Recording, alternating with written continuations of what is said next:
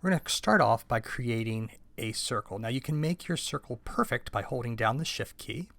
And if you wanted the circle to, instead of going from the corner that you created from, if you wanted it to go from the center, you can hold down Option. So I'm just going to create a circle in the middle. And once again, if you want to follow along, please do. And while we're doing this, let's talk about this. Now, right now it looks like it's just a black line, but this is actually a black line with a white fill. So we can change the fill and the outline right here. We double click here, we can change this to something like, say, yellow.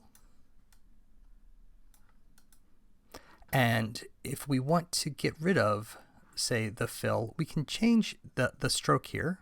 We can make it larger, either up here where it says stroke, or we can completely get rid of it if we go down here to where it says, to that little none slash. So now we have a non-stroked fill. You can also do a fill without a stroke, but we'll get into that later.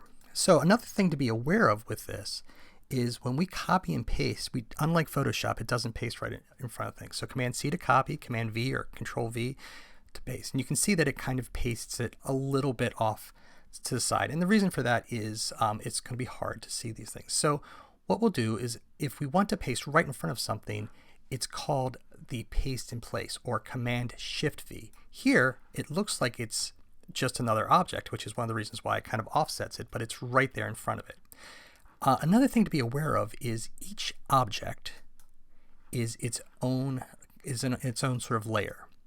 So you can see we have these two ellipses here, and whichever one is selected is going to be the one that has the little blue, and this color will change depending on what layer you're on. So if I were to create another layer, you can see that this is red.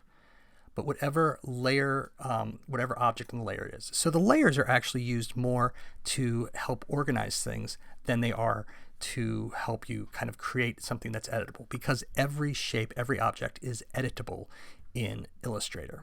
So let's make sure we've got this selected, and once again we select that item by clicking on this little dot here. We'll get the little blue item next to it, and we'll change the fill. So if we click here, we can change the fill to, like, say, an orange. All right, there's still underneath it, by clicking on this eyeball, a yellow shape, but now we've got an orange one here.